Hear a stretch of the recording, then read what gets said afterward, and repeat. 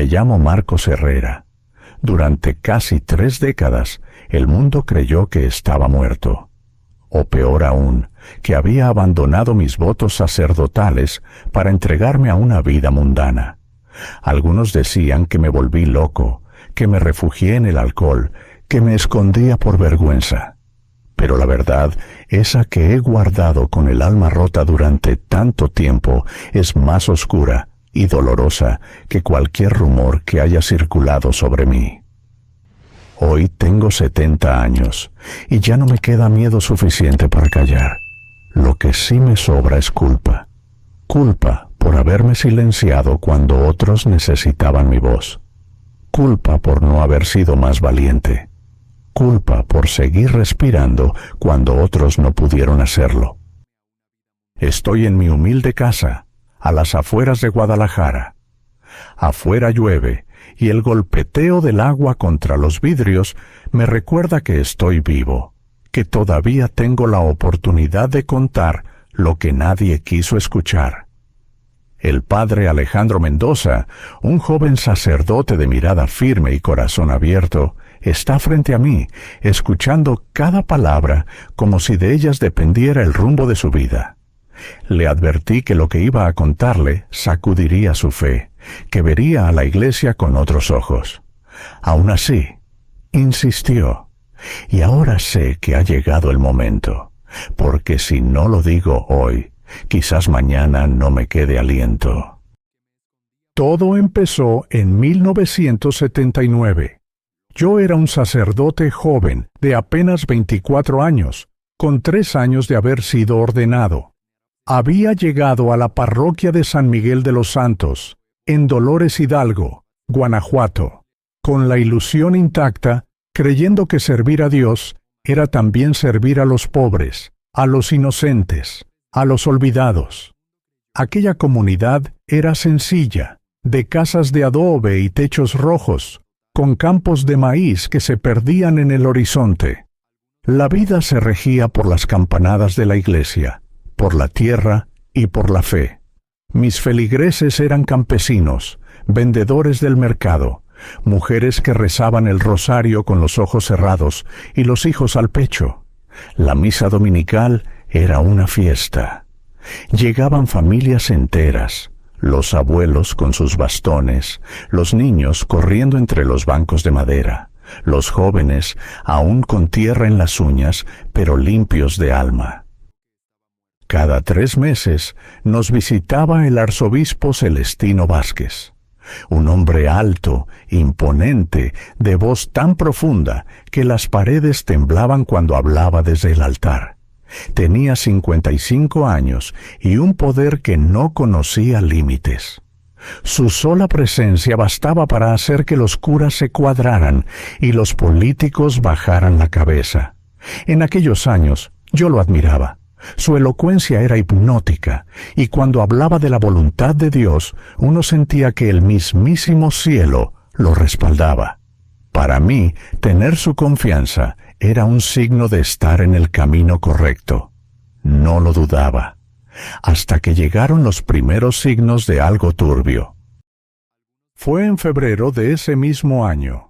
Durante una de sus visitas, el arzobispo trajo consigo a 2 seminaristas jóvenes, Miguel y Roberto, de 19 y 20 años. Dijo que venían a ayudar con las labores pastorales, a aprender en campo.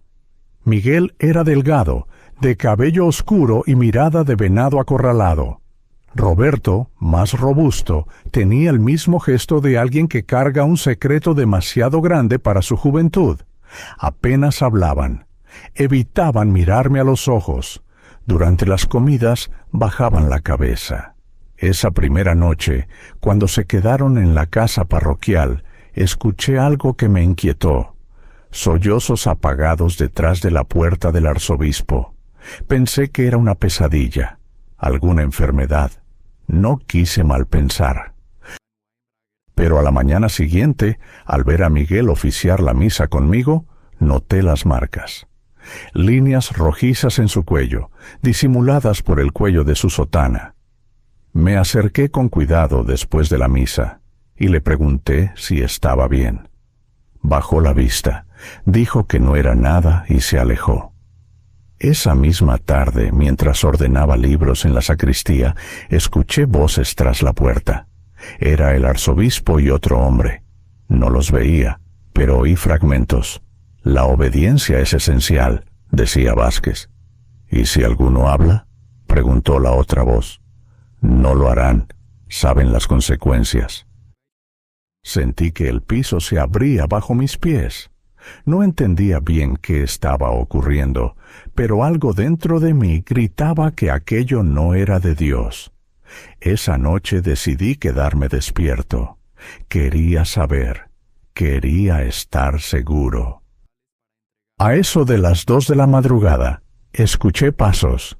Desde mi cuarto, al final del pasillo, vi la sombra del arzobispo moviéndose sigilosamente. Llevaba puesta una bata oscura. Caminaba hacia la habitación donde dormían los seminaristas. Descalzo, con el corazón en la garganta, salí detrás de él. Me escondí cerca. Lo que oí me dejó helado. «No hagas ruido», susurró. «Sabes lo que pasará si despiertas al padre Marcos». Luego, gemidos ahogados. Una súplica temblorosa. Era Miguel, sin duda. Escuché su voz suplicar que se detuviera, y la respuesta fue una amenaza. «Eres un servidor de Dios. Esta es tu prueba de obediencia. Si hablas, nadie te creerá. Eres solo un seminarista. Yo soy un arzobispo. Además, tu familia necesita el dinero que les envío cada mes, ¿no es así?» Me quedé inmóvil, con los puños apretados y lágrimas cayendo por mi rostro.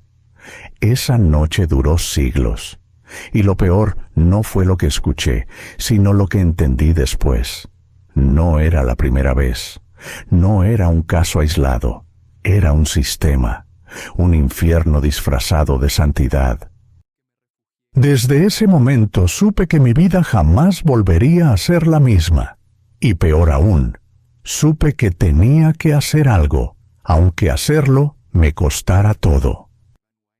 Durante los días siguientes viví con una ansiedad que apenas me permitía respirar. Las imágenes de esa madrugada, los sonidos que jamás deberían existir en una casa consagrada, se repetían una y otra vez en mi cabeza como una letanía maldita. Me dolía el alma, me pesaba el silencio. Intentaba hacer mi trabajo como siempre, celebrar misa, visitar enfermos, atender confesiones. Pero ya nada tenía sabor. Cada palabra que salía de mi boca durante la homilía me parecía hueca, fingida, vacía de sentido. ¿Cómo hablar del amor de Dios cuando había visto con mis propios ojos cómo un príncipe de la Iglesia convertía ese mismo amor en instrumento de terror? Me acerqué a Miguel con cautela, buscándolo en el pequeño jardín detrás de la iglesia, donde a veces se sentaba a rezar el rosario entre los arbustos de bugambilia. Lo vi de lejos, encorvado sobre el banco de piedra, con la mirada perdida y las manos entrelazadas. Caminé hacia él como quien se acerca a un ave herida, sin hacer ruido, con el corazón en la mano. Me senté a su lado, sin decir nada durante varios minutos. Solo lo acompañé con mi presencia, esperando que el silencio le diera algo de paz.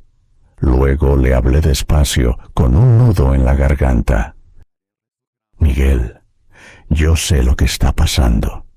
Escuché lo que ocurrió esa noche», le dije con voz firme pero baja para que nadie más pudiera oírnos. El muchacho se tensó de inmediato. Su rostro palideció como si hubiera visto un fantasma. Comenzó a temblar, a respirar con dificultad. No me miró, solo murmuró con voz quebrada: «No sé de qué habla, padre, no está pasando nada». «No me mientas, hijo, no te haría daño, pero no podemos quedarnos callados. Esto no puede seguir. Podemos ir a las autoridades, podemos denunciarlo, puedo ayudarte». Miguel se levantó de golpe, con una furia desesperada. Me miró por fin, y en sus ojos vi algo que me partió en dos. Terror. No miedo común, no susto pasajero. Terror de esos que marcan la infancia, que paralizan la vida. «¡No, no entiende!», gritó con la voz rota. «Es el arzobispo. Nadie me va a creer. Él manda dinero a mi familia. Si hablo, se van a morir de hambre. Si hablo, me desaparecen. Y también a usted». Se quebró. Cayó de rodillas en la tierra húmeda, sollozando como un niño, con las manos cubriéndose el rostro. Y yo, que debía ser su pastor, me sentí impotente como nunca. Me arrodillé a su lado, lo abracé sin decir nada. Sentí su cuerpo temblar entre mis brazos. ¿Cómo podía ayudarlo? ¿Cómo protegerlo sin arrastrarlo a una muerte segura? Esa noche no dormí. Caminé por los pasillos de la casa parroquial hasta que el cielo comenzó a aclarar. Mi decisión ya estaba tomada. No podía callar. No si quería seguir mirándome al espejo. Así que me senté a escribir. Con las manos temblorosas y el alma hecha jirones, redacté una carta dirigida al obispo metropolitano de la Ciudad de México. Describí con detalle lo que había presenciado, los nombres, los hechos, los temores. No usé metáforas, no adorné nada, solo la verdad, desnuda y cruda, como una herida abierta. Me tomó 3 días completar esa carta. La envié con mis propios pies, caminando hasta la oficina de correos del pueblo.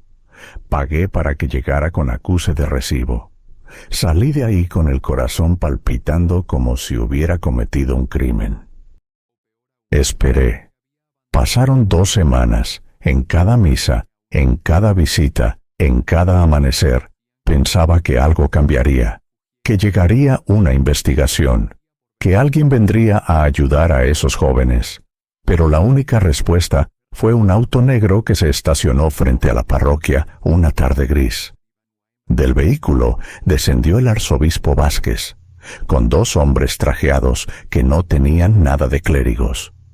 Me llamaron a la oficina parroquial como si todo fuera parte de una reunión ordinaria. Me sentaron, me rodearon, y ahí supe que el infierno acababa de empezar. «Padre Marcos», dijo el arzobispo con una sonrisa que helaba la sangre, «hemos recibido información muy preocupante. Al parecer, ha estado escribiendo cartas, acusaciones muy graves contra mi persona». Uno de los hombres dejó una copia de mi carta sobre el escritorio.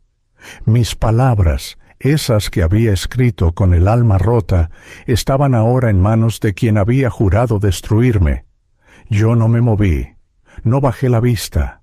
Respondí con voz firme, aunque sentía que me temblaban hasta los huesos. «Esa carta dice la verdad. Lo que usted está haciendo es un crimen, y es pecado». La bofetada llegó antes de que terminara la frase. Su mano me azotó la cara con una fuerza brutal, tirándome al suelo. El gusto metálico de la sangre me llenó la boca. Me incorporé como pude. Uno de los hombres sacó una navaja, la abrió con parsimonia, como quien ya sabe lo que viene. El arzobispo me miró desde lo alto. Su tono volvió a ser controlado, peligroso, como un veneno que se inyecta lentamente. «Vas a escribir una carta de retractación. Vas a decir que todo fue producto de una crisis nerviosa.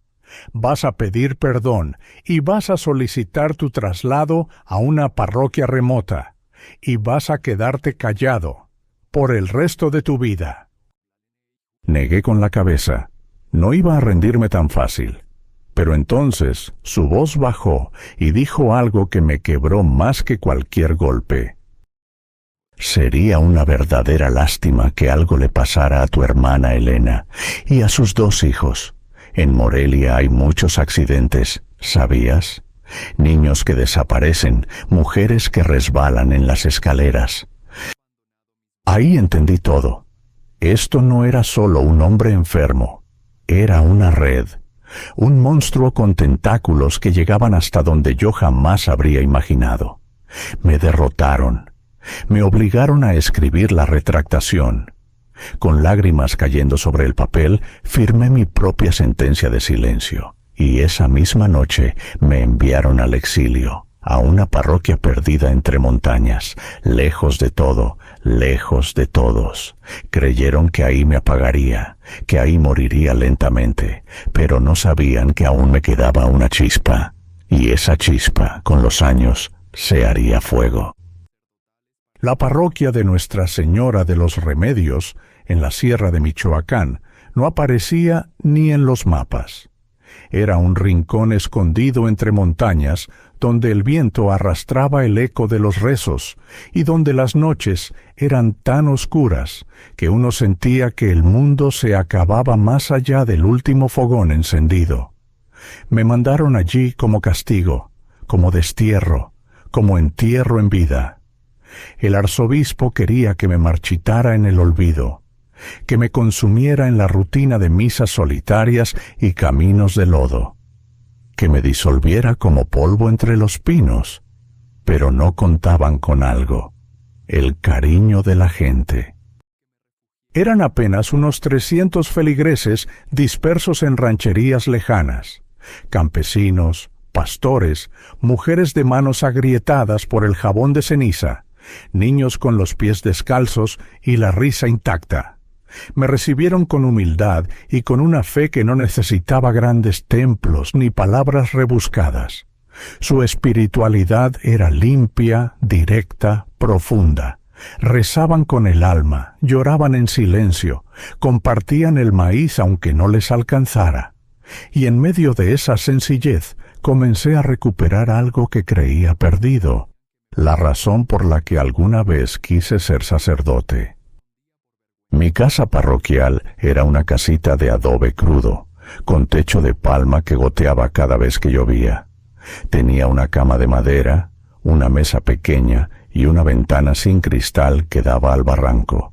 No había luz eléctrica, ni agua potable, ni comodidades de ningún tipo. Pero había paz, una paz humilde, rota solo por el zumbido de los insectos al anochecer y el aullido lejano de los coyotes. En ese silencio aprendí a mirar hacia adentro, a vivir con lo que soy y no con lo que quise ser. Durante los primeros meses me dediqué completamente a la comunidad. Caminaba horas para visitar a los enfermos, bendecía cosechas en sembradíos remotos, casaba a los jóvenes bajo los mismos cielos estrellados que alguna vez me vieron perder la fe. No hablaba del pasado, no mencionaba lo ocurrido, pero cada noche, cuando me acostaba sobre el catre con el cuerpo rendido, las imágenes volvían. Miguel, Roberto, el arzobispo, el jardín donde el muchacho lloraba como un niño, las amenazas, la carta, la bofetada, la sangre en mi boca, y me preguntaba si todo el bien que podía hacer en ese pueblo perdido bastaba para redimirme del silencio que había aceptado. Pasaron 6 meses, y entonces llegó la carta. Era un jueves por la mañana. El viejo Aurelio, encargado del correo, llegó en su mula como cada semana y me entregó un sobre doblado con manos temblorosas. Reconocí la letra apenas lo vi. Era Miguel. No había remitente, solo unas palabras escritas con tinta azul en el borde. Para el padre Marcos, urgente. Me senté bajo el tejabán de la iglesia para leerla. Recuerdo que el cielo estaba nublado y que el viento olía a tierra mojada. Mis manos sudaban, mis ojos no querían creer. Pero leí, y cada palabra fue una estocada directa al corazón. Miguel me contaba que había logrado encontrar mi paradero gracias a un contacto en la curia, que Roberto, el otro seminarista, no había aguantado la presión y se había quitado la vida. Lo encontraron colgado en el seminario de Guadalajara. La versión oficial fue una crisis espiritual, Pero Miguel sabía la verdad. Antes de morir, Roberto le confesó que el arzobispo lo había amenazado con hacerle daño a su hermana menor, una niña de apenas 15 años, si no cooperaba completamente. Roberto entendió lo que eso significaba y prefirió morir. Miguel estaba al borde del abismo. En su carta me decía que ya no podía más, que el arzobispo lo había convertido en su hijo espiritual especial, que ahora traía niños del pueblo a su oficina con la promesa de becas y educación, y que él había visto a un niño de no más de 12 años salir llorando de ahí, que los guardias ya no lo dejaban acercarse, que si no encontraba una manera de detener eso, haría lo mismo que Roberto, que no podía vivir sabiendo que su silencio permitía tanto dolor. Cuando terminé de leer la carta, no pude contenerme. Me encerré en la sacristía y grité. Grité como nunca. Grité por impotencia, por rabia, por culpa, por vergüenza. Golpeé la pared hasta que los nudillos me sangraron. Y entonces lo supe. Ya no podía seguir escondido. Ya no podía seguir fingiendo que todo estaba bien. No podía rezar por las víctimas mientras me escondía de sus verdugos. Tenía que volver. Volver a ese infierno. Volver al origen. Volver a enfrentar lo que había dejado atrás. Pero esta vez, con un plan. Esta vez no iba a ser solo testigo. Esta vez iba a ser la voz que nunca dejé salir. ¿Y vos qué harías? ¿Te quedarías en tu refugio? ¿O volverías sabiendo que la muerte puede estar esperándote? Yo elegí lo segundo, porque ya no podía vivir sabiendo que mi silencio seguía costando vidas. Preparar mi regreso a Dolores Hidalgo fue como planear un viaje al centro de una herida que nunca cerró. Lo hice en silencio, con pasos lentos, con la mirada baja, pero el corazón encendido. Sabía que no podía hacerlo solo. Así que lo primero fue ir en busca de la única persona en la que aún confiaba plenamente. El padre José Luis Moreno, mi amigo de seminario, ese hermano que nunca dejó de creer en la justicia aunque el mundo se desmoronara a su alrededor. José Luis vivía en León, en una parroquia humilde pero bien conectada con la comunidad. Era un hombre íntegro, de esos que ya escaseaban, con los ojos tristes y las manos firmes, como si supiera que cargar la cruz de otros era también su destino. Cuando llegué a su puerta después de tantos años sin vernos, me abrazó sin decir una palabra. Supo que algo grave traía entre pecho y espalda. Esa noche cenamos pan con queso y un poco de frijoles refritos.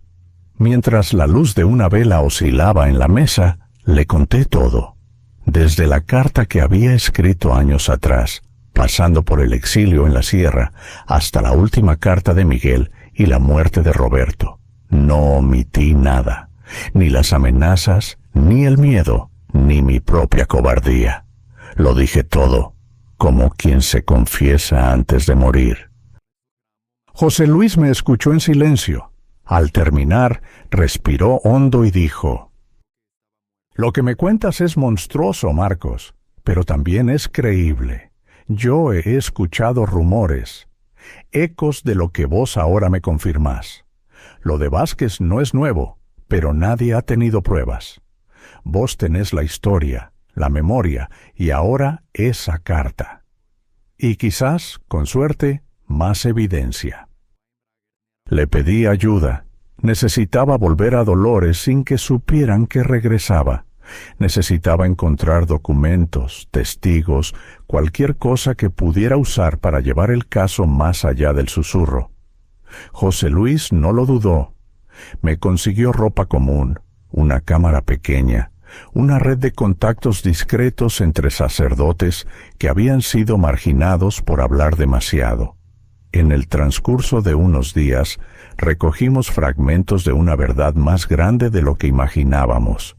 jóvenes seminaristas huérfanos trasladados a parroquias remotas bajo la tutela directa del arzobispo, familias pobres seducidas con promesas de becas para sus hijos, niños con supuestas vocaciones tempranas viviendo en la residencia privada de Vázquez. Regresé a Dolores a mediados de octubre. Entré al pueblo al anochecer, usando caminos rurales que conocía desde mi infancia. Me alojé en casa de doña María Concepción, una mujer mayor que había sido cocinera en la parroquia durante más de 30 años.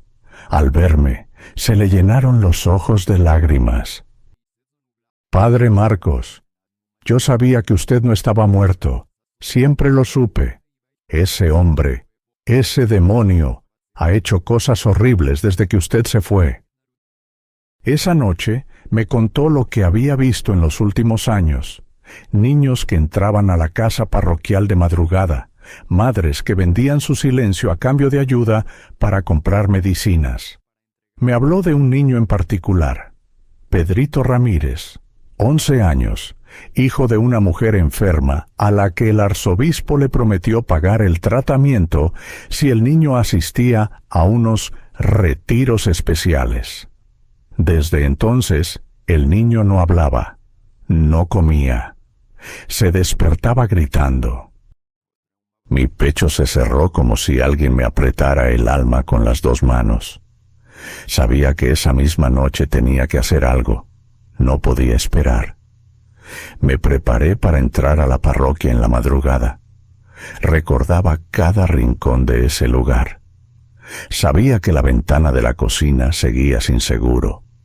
Me vestí de negro, caminé entre sombras y esperé a que los 2 hombres que vigilaban se alejaran a fumar, como lo hacían cada noche. Entré con sigilo. Las tablas del piso crujían bajo mis pasos. El olor era el mismo: incienso viejo, humedad, papel mohoso. Llegué hasta la oficina del arzobispo. La puerta estaba cerrada con llave, pero recordaba que una de las ventanas no cerraba del todo. La abrí con esfuerzo, sudando, y me deslicé adentro.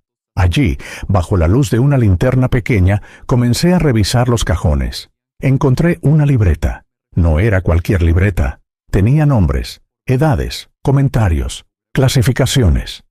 Dócil, resistente, padre alcohólico, madre enferma, huérfano sin protección. Y luego las fotos. No puedo ni quiero describirlas, pero eran pruebas. Pruebas de una verdad que me había perseguido durante 20 años. Fotografié todo con la cámara que me había dado José Luis. Guardé la libreta en mi sotana.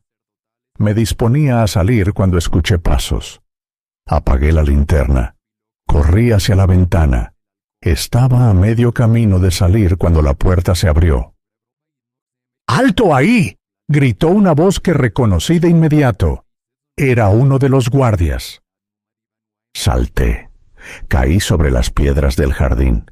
Sentí el golpe en las costillas, pero me puse de pie. Corrí con todo lo que tenía. Detrás de mí venían gritos, linternas, amenazas. Me escondí entre callejones, entre sombras, pero ya sabían que estaba allí. El pueblo entero despertaría en cuestión de minutos. No podía ir a casa de doña María.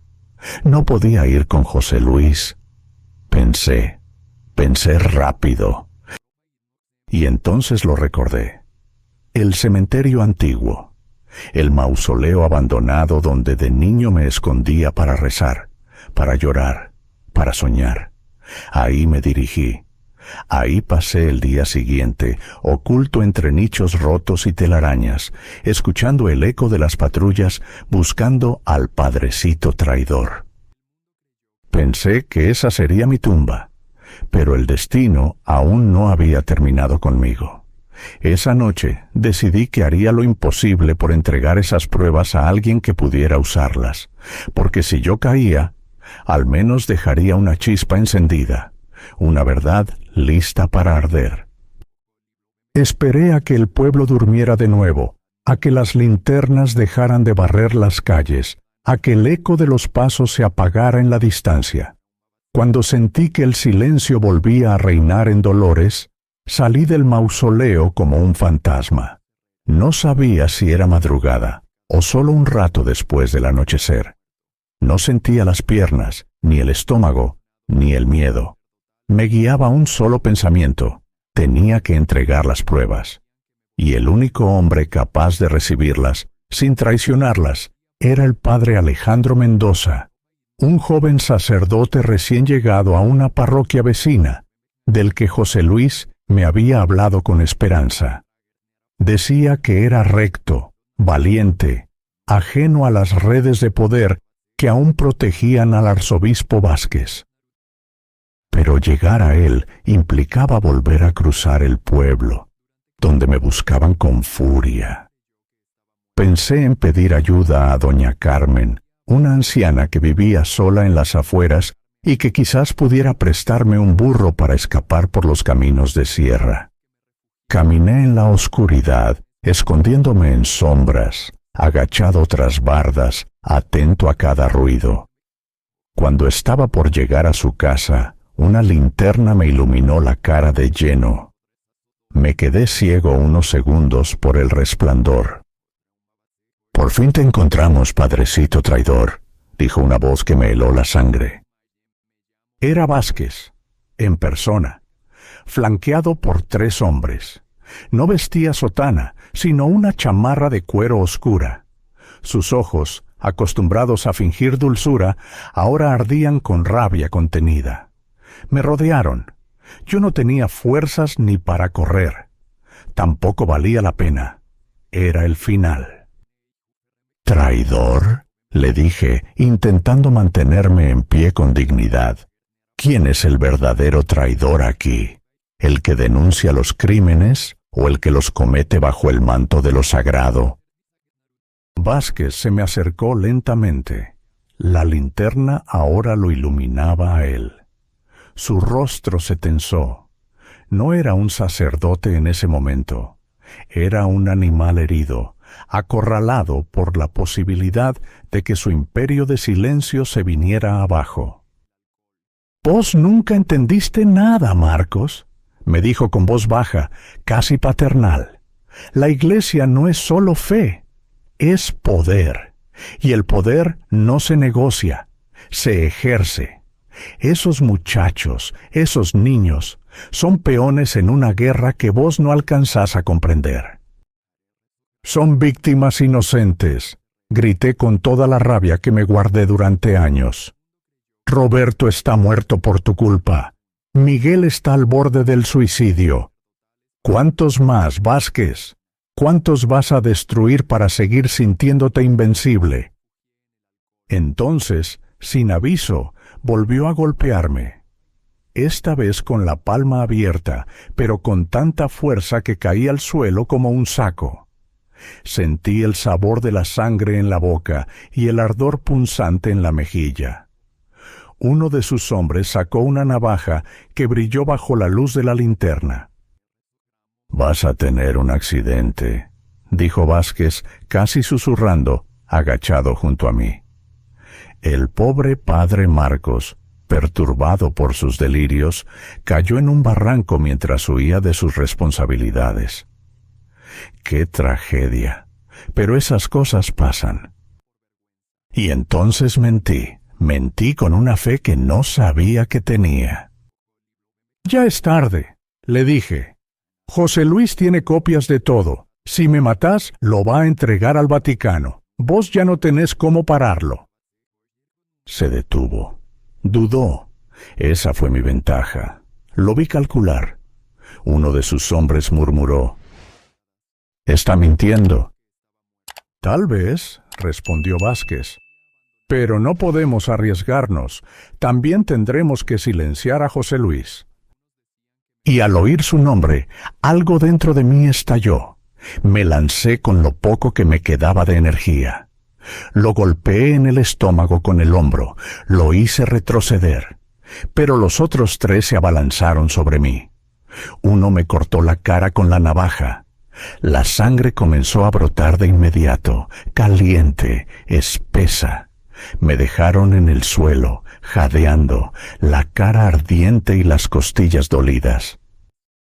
Pero entre el forcejeo logré arrebatarle del cuello al arzobispo una cadena de oro con un medallón, un objeto extraño, pesado, con inscripciones en latín y símbolos que reconocí vagamente como masónicos. Lo apreté con fuerza en la mano. Era una prueba, una pieza única, algo que lo vinculaba con redes más oscuras de lo que jamás imaginé. Vázquez, furioso, ordenó: «Mátenlo ahora, ya no me importa». Y justo cuando pensé que la muerte me alcanzaría en ese rincón oscuro del mundo, una voz se alzó entre la noche. «¡Auxilio! ¡Están golpeando al padrecito! ¡Socorro!». Era doña Carmen. Su voz, aunque temblorosa, resonó como una campana de esperanza. Corría hacia el pueblo, gritando como una madre que defiende a su hijo. A lo lejos empezaron a escucharse otras voces. Puertas que se abrían, pasos apurados. Vázquez y sus hombres dudaron. No podían matarme con testigos. No ahí, no ahora. Se acercó a mi oído y me susurró con veneno: «Esto no termina aquí. Podés huir, pero nunca estarás a salvo. Y cada día que vivas, sabiendo que no pudiste proteger a esos niños, será un infierno». Cuando los primeros vecinos llegaron, lo encontraron a él y a sus hombres, ayudándome, como si me hubieran rescatado tras una caída. Dijeron que me habían encontrado inconsciente. Nadie los contradijo. Pero doña Carmen sabía. Me ayudó a levantarme. Me llevó hasta su casa. Me curó las heridas. Me miró con los ojos llenos de miedo y amor de madre prestada. «Padre», me dijo con firmeza, «se tiene que ir esta misma noche. Ese hombre lo va a matar si se queda». Y tenía razón. Esa noche me cambié de ropa, me puse ropa civil. Doña Carmen me dio algo de dinero y un burro fuerte para que escapara por los caminos de montaña. Antes de irme, le entregué un sobre cerrado. «Si algo me pasa», le dije, «entregue esto al padre José Luis en León. Dígale que el medallón de San Judas está donde jugábamos de niños». Era un código, un mensaje secreto entre amigos, porque hasta en la peor oscuridad uno tiene que confiar en que alguien sabrá dónde buscar la luz. El camino hacia León fue una travesía que marcó mi cuerpo y mi espíritu. Tardé 3 días en llegar, viajando de noche para evitar a los hombres de Vázquez y durmiendo en cuevas, en establos vacíos o bajo árboles retorcidos, con el burro de doña Carmen como único compañero. La herida de la mejilla, que aún sangraba a ratos, se infectó con el polvo del camino. La fiebre me visitaba al caer la noche, y más de una vez recé no para sobrevivir, sino para tener fuerzas suficientes para llegar. Llevaba el medallón escondido dentro de una bolsita de cuero, atada a mi pecho como un último sacramento. Sabía que si caía, al menos eso quedaría. Una verdad silenciosa, pero tangible. Cuando por fin crucé la última colina y vi a lo lejos la torre de la iglesia donde vivía José Luis, el cuerpo se me venció. Tuve que apoyarme en una roca. Lloré. No por debilidad, sino porque había llegado, porque contra todo pronóstico seguía con vida. Crucé las calles con el rostro cubierto por un sombrero ajado y la mirada clavada en el suelo. Nadie me reconoció. Nadie sospechó que aquel hombre demacrado, con barba desordenada y ojos encendidos, era el sacerdote al que habían dado por muerto hacía ya tantos años. José Luis abrió la puerta y se quedó inmóvil. Me observó durante unos segundos que parecieron una eternidad. Luego me abrazó sin decir nada. Yo temblaba. Él me sostuvo. Me llevó adentro. Me sentó. Me dio agua. Me limpió la herida con manos firmes y amorosas. Esa noche no hablamos, solo respiramos en el mismo espacio, sabiendo que, de algún modo, habíamos vuelto a encontrarnos al borde del abismo. Al día siguiente le mostré todo, las fotos, la libreta, el medallón. Le conté lo que había ocurrido en Dolores, el intento de asesinato, la amenaza contra él. José Luis, con su temple de siempre, fue observando todo con ojos cada vez más sombríos. Al terminar, guardó silencio por unos minutos, como si estuviera rezando por dentro. «Esto es suficiente para destruir a Vázquez», dijo finalmente con la voz pesada. «Pero también es suficiente para que te maten, y para que me maten a mí». Sabíamos que las autoridades civiles estaban compradas, que la iglesia local no iba a mover un dedo, que si queríamos justicia teníamos que ir más alto, mucho más alto. Pero el Vaticano no era un lugar al que se accediera con facilidad, ni siquiera con fe. El camino era largo y estaba lleno de puertas cerradas, archivos ocultos, intereses turbios. Cualquier filtración, cualquier paso en falso, haría que toda la verdad se hundiera con nosotros. Fue José Luis quien propuso lo impensable. «Tenés que desaparecer, esta vez de verdad». Lo miré con incredulidad. ¿Otra vez? ¿Otra vida nueva? ¿Otro entierro en vida? Si Vázquez cree que estás vivo, no va a parar, y no va a dudar en hacerme callar también. Pero si vos morís, si desapareces por completo, podemos trabajar en las sombras. Dame tiempo, dame una década. Yo voy a ascender. Voy a ganarme la confianza de quienes toman decisiones. Y cuando llegue el momento, vamos a exponerlo, con todo. Pero necesitas estar muerto. Las palabras me pesaron más que la fiebre. Me aferré a la silla como si se me fuera el alma. ¿Una década? ¿Ocultar mi rostro otra vez? ¿Renunciar incluso al consuelo de la misa, al rezo en voz alta, al saludo de los niños, al perdón de los fieles? «¿Y si no alcanza?», le pregunté con la voz quebrada. «¿Y si te matan a vos también? ¿Y si todo esto queda en nada?».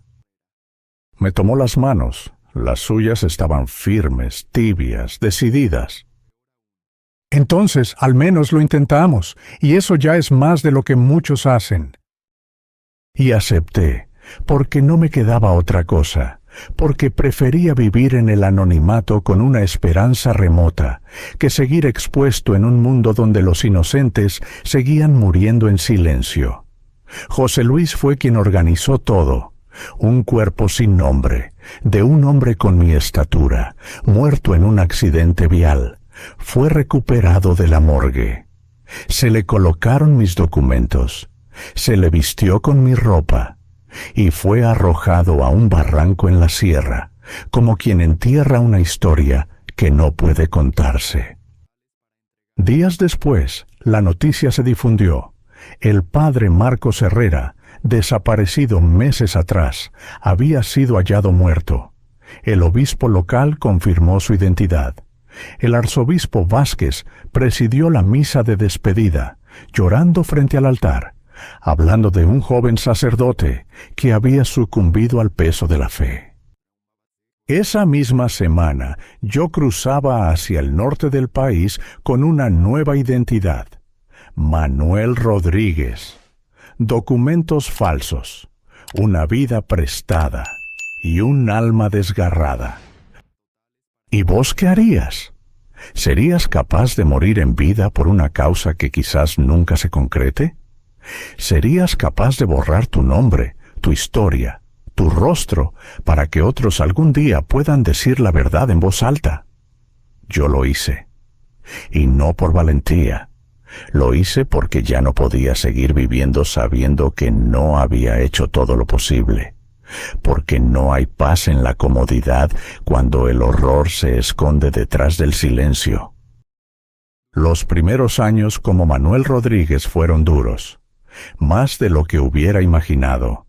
No por la pobreza, ya estaba acostumbrado a dormir en camas de madera y comer lo que el campo ofrecía, sino por el silencio, porque uno no se da cuenta de cuánto pesa el propio nombre hasta que lo pierde. Me fui a Tijuana, como me sugirió José Luis, donde la frontera traga gente a diario y nadie pregunta de dónde venís si traes ganas de trabajar. Allí trabajé en lo que me aceptaran sin preguntas: construcción, lavaplatos, descargando cajas en mercados nocturnos. Aprendí a moverme como sombra, a evitar miradas largas, a mantenerme al margen sin parecer sospechoso. Pero lo más difícil fue desaprender lo que era. Dejar de hablar como sacerdote, dejar de rezar en voz alta, dejar de consolar a otros cuando yo era el que más necesitaba consuelo. Y sin embargo, algo empezó a cambiar con el tiempo. En los barrios más pobres de la ciudad, en esos rincones donde el Estado y la Iglesia no se asoman ni por error, encontré otra forma de servir, no como cura, no con sotana ni incienso, sino como ser humano. Empecé a enseñar a leer a niños migrantes, a traducir papeles para madres centroamericanas, a visitar a los viejos que nadie visitaba, a escuchar a alcohólicos arrepentidos que dormían en cartones. Me pedían bendiciones sin saber que alguna vez las di desde el altar, y aunque no podía nombrarme, yo sabía quién era. Cada año, el día en que fingí morir, recibía una carta. Venía de José Luis, siempre escrita a mano, siempre con letras que reflejaban su cansancio y su fe intacta. Me contaba lo que ocurría en la iglesia, los movimientos de Vázquez, los rumores. Nunca firmaba con su nombre, siempre ponía al final un hermano en Cristo. Pero yo sabía, porque solo él podía escribirme con tanta ternura, sin decir una sola palabra de más. En 1983 recibí la peor de esas cartas, no por su contenido, sino por lo que confirmaba. Miguel había muerto. Lo encontraron en su celda del seminario. Dijeron que fue un infarto. José Luis, en cambio, supo que fue veneno. Miguel había intentado contactar a periodistas para contar su historia. Había escrito una declaración que nunca se encontró. Y días después, estaba muerto. Esa noticia casi me destruye. Sentí que todo había sido en vano, que desaparecer no había salvado a nadie, que los monstruos seguían comiendo inocentes mientras nosotros, los que sabíamos, callábamos bajo capas de miedo y estrategia. Me encerré durante días, no comía, no hablaba, no rezaba. Me senté frente al espejo una madrugada y no reconocí al hombre que me miraba. Viejo antes de tiempo, con la cicatriz en la mejilla, recordándome todo lo que perdí. Pero no me rendí, porque aunque no lo pareciera, aún quedaba esperanza. José Luis seguía ahí, y sus cartas, aunque breves, traían fuego en cada palabra. Me pedía paciencia, me prometía que estaba trabajando desde adentro, que cada misa celebrada, cada cargo ganado, era un paso hacia la justicia. Y yo le creía, porque era lo único que me mantenía en pie. Los años siguieron pasando. Me convertí en voluntario en una clínica para migrantes, luego en profesor de español para adultos mayores que no sabían leer ni escribir. Nunca dije quién era, nunca volví a usar mi nombre, pero cada vez que alguien me agradecía con lágrimas en los ojos, cada vez que un niño me decía, «Gracias, profe», yo sentía que un pedazo de lo que fui volvía a respirar. En 1995 llegó la noticia que más me enfermó. Vázquez había sido nombrado cardenal. Sí, ese mismo hombre que destruyó vidas, que manipuló, que mató con manos ajenas. Ahora era su eminencia. El Vaticano lo había premiado. Las fotografías en los diarios lo mostraban sonriendo, con la sotana roja, besando manos, hablando de misericordia. Me dieron náuseas. Literalmente. Vomité esa noche como si mi cuerpo rechazara lo que mi espíritu ya no podía cargar. José Luis, en su carta de ese año, escribió una frase que nunca olvidaré. La paciencia ya no es una virtud, Marcos.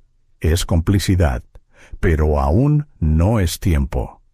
No dormí esa noche, ni la siguiente, pero no lo culpé, porque sabía que él también se estaba jugando la vida. 5 años después, en el 2000, llegó la última carta. José Luis había sido trasladado al Vaticano. Me dijo que era la oportunidad que esperábamos, que al fin tendría acceso a los archivos, que buscaría pruebas enterradas entre sellos y firmas, que si Dios lo permitía, encontraría el modo de darme una voz. Nunca más supe de él. 3 años después, recibí un telegrama escueto. José Luis Moreno había muerto de un infarto repentino mientras trabajaba en los archivos. 52 años. Gozaba de perfecta salud. La muerte, por supuesto, no fue investigada. Ese día lloré como nunca, porque se fue el último testigo, el último amigo, la única esperanza real que tenía de que el mundo conociera la verdad. Con él se fue la historia que habíamos escrito con sangre, miedo y amor a la verdad. Me quedé solo, con los papeles desteñidos, las fotos borrosas, el medallón intacto y un alma llena de heridas abiertas. Y aún así, seguí vivo, no por fuerza, sino porque la vida no me dejó morir. ¿Y vos? ¿Cuántas veces te sentiste así, sabiendo lo que debías hacer, pero sin fuerzas para hacerlo? Porque no hay cárcel más dura que la del silencio, y yo la conocía de memoria. Después de la muerte de José Luis, me sentí como un faro apagado en mitad del océano. Me quedé solo con mi promesa incumplida, los recuerdos que ardían y una maleta con documentos que con el tiempo comenzaron a desdibujarse, igual que los rostros que alguna vez juré proteger. Durante días, semanas, meses, me levantaba solo para seguir respirando, no porque tuviera una razón clara. El medallón del arzobispo lo llevaba en una bolsita de cuero amarrada al tobillo, como si su peso me recordara cada paso que aún me faltaba por dar. No lo miraba, no lo sacaba, pero sabía que estaba ahí, como una cicatriz convertida en objeto. Una prueba que, aunque silenciosa, seguía gritando.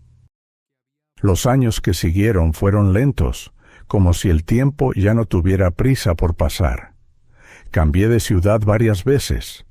Viví en Torreón, en Zacatecas, en un barrio olvidado de Aguascalientes. Siempre con otro nombre, siempre en casas prestadas o alquiladas con efectivo. Nadie conocía mi historia, nadie preguntaba por mi pasado. Era solo don Manuel, el que sabía leer, el que ayudaba a los viejitos con los papeles del seguro, el que les enseñaba a los nietos a rezar en voz bajita antes de dormir. Nunca hablé del arzobispo, nunca mencioné a Miguel, ni a Roberto, ni a los otros niños cuyas historias se habían borrado de los registros, pero no de mi memoria. Y entonces, en el año 2007, murió Vázquez. Murió de cáncer de próstata a los 83 años, rodeado de honores. Fue velado en catedral, con misas televisadas, discursos con palabras huecas sobre su devoción a la infancia y su servicio incansable a la Iglesia mexicana. Recuerdo haber visto las imágenes en un televisor blanco y negro, en una fonda de barrio, mientras me tomaba un café con pan duro. Todos en la mesa comentaban con pesar su muerte. Una señora dijo que era un santo, otro que deberían canonizarlo. Yo no dije nada, solo apreté los dientes y sentí cómo me ardían los ojos, porque ahí estaba el monstruo, yéndose al cielo entre aplausos, y yo, vivo, roto, invisible. Durante varios días después de su entierro, no dormí. Me invadió un sentimiento extraño. No era alivio, tampoco alegría. Era una mezcla de rabia y vacío, como si al morir, Vázquez me hubiera robado incluso la posibilidad de enfrentarlo, como si el mundo hubiera cerrado el capítulo, ignorando que todavía había víctimas vivas, testigos ocultos, pruebas enterradas. Publicaron su autobiografía meses después. Fue un éxito de ventas entre grupos católicos.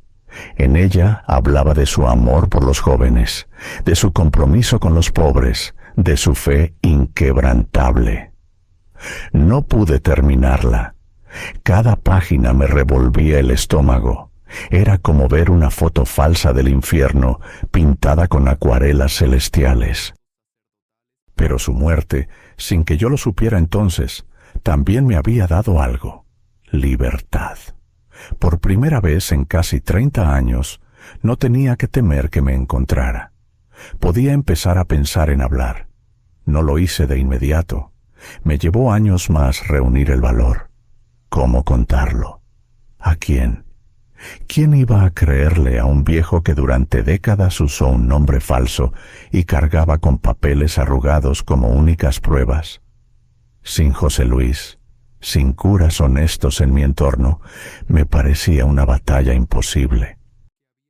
Fue en el año 2019 cuando todo cambió.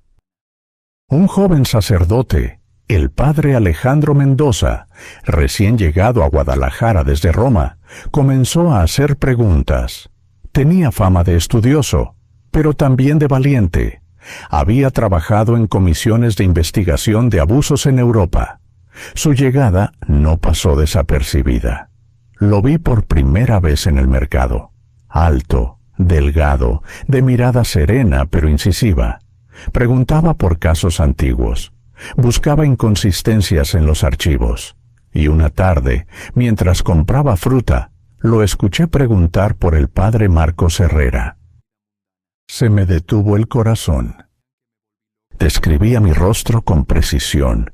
Decía que el reporte oficial de mi muerte tenía huecos, que algo no cuadraba. Lo seguí en silencio durante días. Quería saber si era uno de ellos, un lobo disfrazado de oveja, o si realmente estaba buscando la verdad. Y poco a poco lo confirmé. Era genuino, honesto, persistente, y más importante aún, no estaba contaminado. No pertenecía a los viejos círculos. Venía de otro mundo, uno donde todavía era posible creer. Una tarde me acerqué. Fui yo quien lo abordó. Me temblaban las piernas. ¿Por qué busca al padre Marcos Herrera?, le pregunté, sin revelar nada. Me miró con cautela, pero sin miedo. Estoy investigando desapariciones sospechosas dentro del clero, me dijo. El caso del padre Herrera tiene muchas lagunas y creo que puede revelar algo más grande. Su respuesta me dejó sin aliento. Me fui sin decirle quién era, pero esa noche supe que el momento había llegado, que había una grieta en la estructura, una fisura por donde la verdad podía asomarse.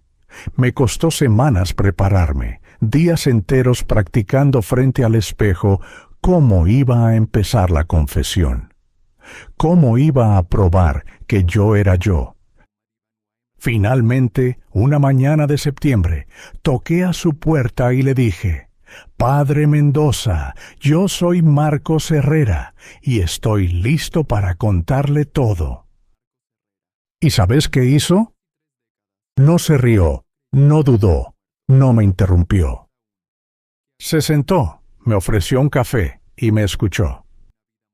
Y por primera vez en 4 décadas sentí que la verdad, esa que me había envenenado los días y las noches, por fin tenía un oído dispuesto a cargarla conmigo. El padre Alejandro Mendoza escuchó mi historia como si cada palabra tuviera el peso de una piedra sobre su alma. No me interrumpió. No dudó. Tomaba notas con pulso firme y la frente ligeramente fruncida, como si estuviera luchando por contener su indignación. Le hablé sin guardarme nada, desde la primera noche en Dolores Hidalgo hasta el último suspiro de José Luis. Le mostré el medallón que aún llevaba escondido como una reliquia maldita. Le enseñé los papeles deteriorados, las fotos que con los años habían perdido nitidez, pero no el horror. Y sobre todo, le conté lo que sentí cada vez que elegí callar. Porque eso también es parte del testimonio. No solo lo que uno vio, sino lo que uno permitió con su silencio. Alejandro, al final, respiró hondo y me dijo con voz baja pero decidida: «Si lo que usted dice es cierto, don Marcos, usted es la clave para abrir uno de los casos de encubrimiento más grandes en la historia de la Iglesia mexicana». Yo no sabía si eso era un consuelo o una nueva condena. Había cargado con ese peso durante 40 años, y ahora, al hablar, sentía que no se aligeraba, sino que se repartía. Él no se limitó a oírme, se comprometió. Durante los meses que siguieron, investigó con una tenacidad que me recordó a José Luis en sus mejores años. Accedió a archivos del Vaticano que nunca habían sido revisados a fondo. Encontró cartas escondidas, notas marginales escritas por seminaristas desaparecidos, informes de crisis vocacionales que en realidad eran excusas para justificar suicidios o desapariciones. Descubrió también algo que me estremeció. Antes de morir, José Luis había logrado dejar copias de algunos documentos comprometedores en los archivos secretos del Vaticano. Lo selló con un código que solo alguien de dentro podría interpretar. Alejandro lo descifró. Entre esos documentos estaban cartas de seminaristas que habían intentado denunciar a Vázquez y fueron trasladados por su propio bien a comunidades aisladas, donde, con el tiempo, simplemente dejaron de existir en los registros. Más impactante aún fue cuando Alejandro localizó a algunos sobrevivientes. Hombres ya entrados en sus 50 o 60, muchos de ellos con vidas rotas, otros con cicatrices que apenas comenzaban a cerrar. Al principio desconfiaban, temían, se habían acostumbrado a callar para sobrevivir. Pero al saber que había un sacerdote joven dispuesto a alzar la voz, y que alguien como yo, un testigo de dentro, estaba dispuesto a confirmar cada palabra, algunos comenzaron a hablar. Escuché sus testimonios con el corazón hecho trizas. Historias que se parecían a la de Miguel, a la de Roberto, pero también eran únicas en su dolor.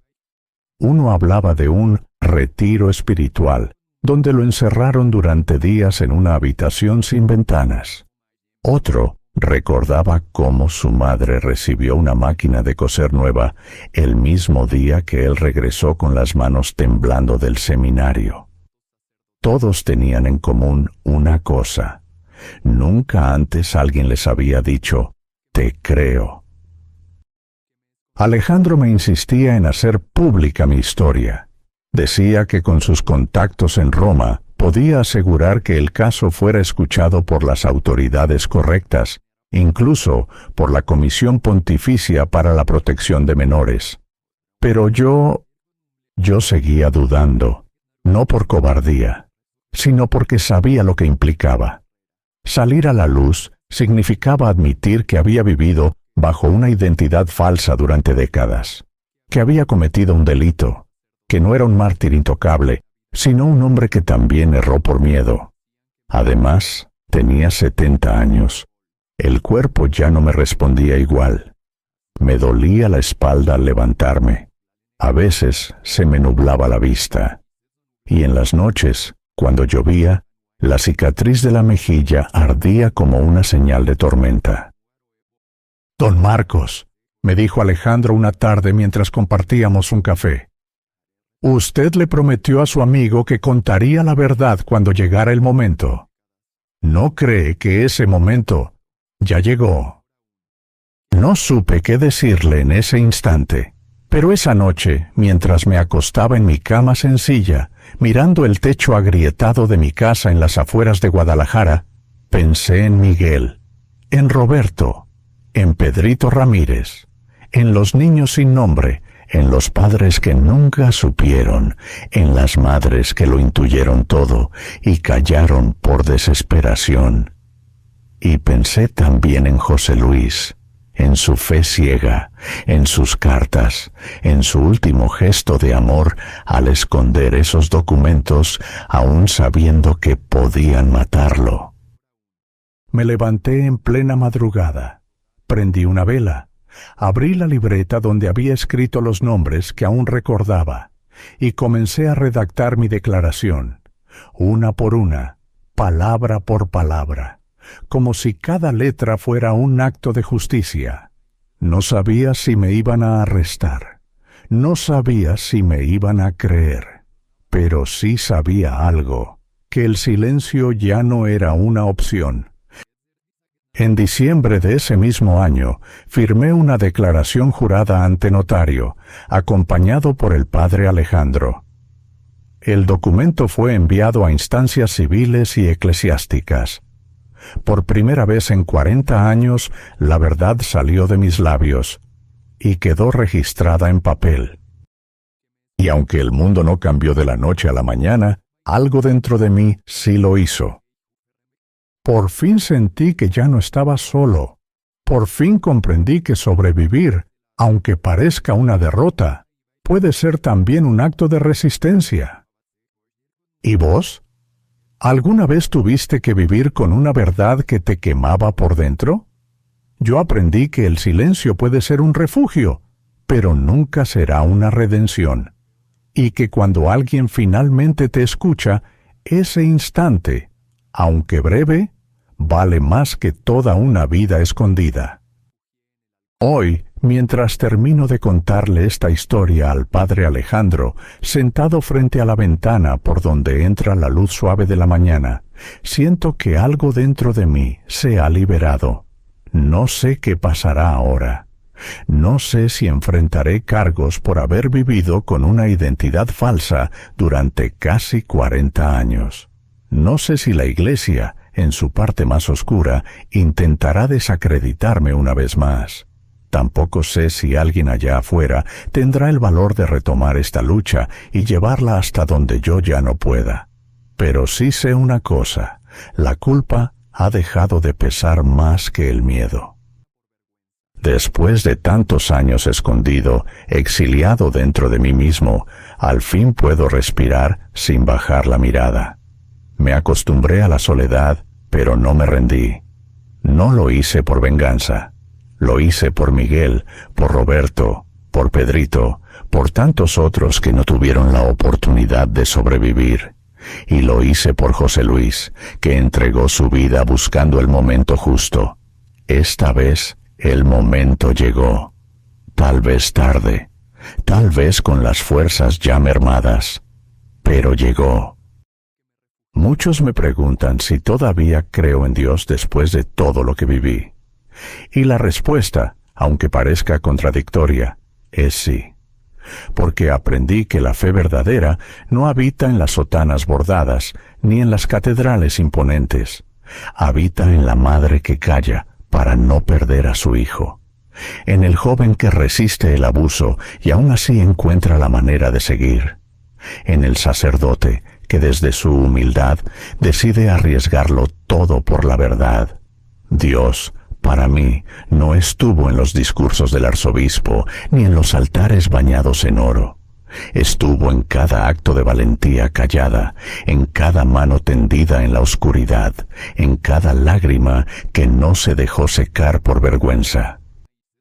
Y si estás escuchando esto hasta el final, te lo digo con el corazón en la mano.